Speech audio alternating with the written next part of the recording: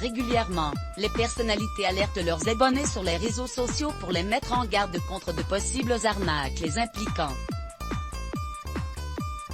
Un fan de la chanteuse Alizée n'a pas eu cette chance et a ainsi été arnaqué d'une grosse somme d'argent, 15 000 € au total, rapporte ce jeudi 25 février 2021 le site de l'Est républicain. À lire aussi auprès du journal local, la sœur de la victime a pris la parole pour relater les faits, qui se sont déroulés l'an dernier.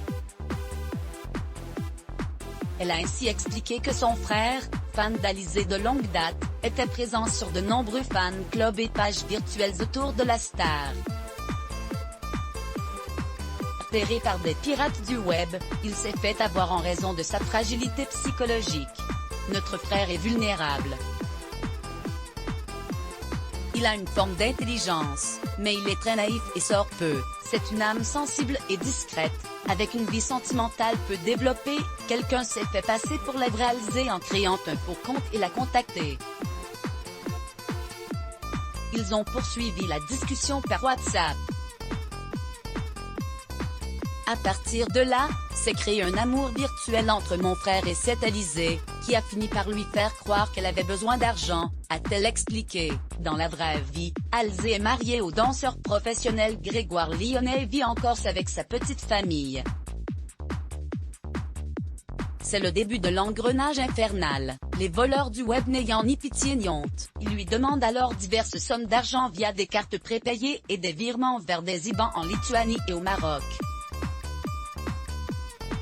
Mon frère était tellement bien manipulé, qu'ils lui ont expliqué comment ouvrir des comptes sur des banques en ligne, type Boursorama, pour faire des virements, précise la sœur de la victime. Certes, Alizée a stoppé sa carrière de chanteuse mais elle vit encore confortablement et cela aurait pu mettre la puce à l'oreille du jeune homme. Gourmand, les voleurs vont encore plus loin et lui assurent qu'elle aurait un héritage de 4,4 millions d'euros en attente grâce à des mines en Afrique et qu'elle doit avancer des frais pour récupérer ce pactole.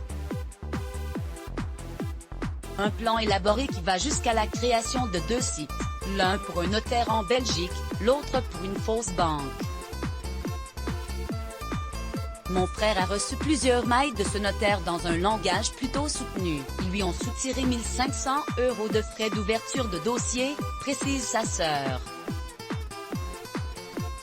Les banques flairent des mouvements inhabituels, la famille de la victime s'en mêle et l'arnaque prend heureusement fin. Justice et gendarmerie sont saisis, avec la mise en place d'une protection judiciaire d'urgence fin 2020, pour empêcher Lilian de dilapider son argent, précise le journal.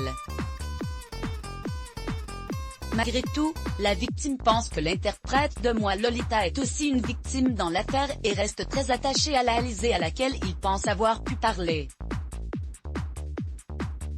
On reste inquiet. On va mettre en place une tutelle renforcée, car on sait que le moindre argent qu'il aura, il lui donnera.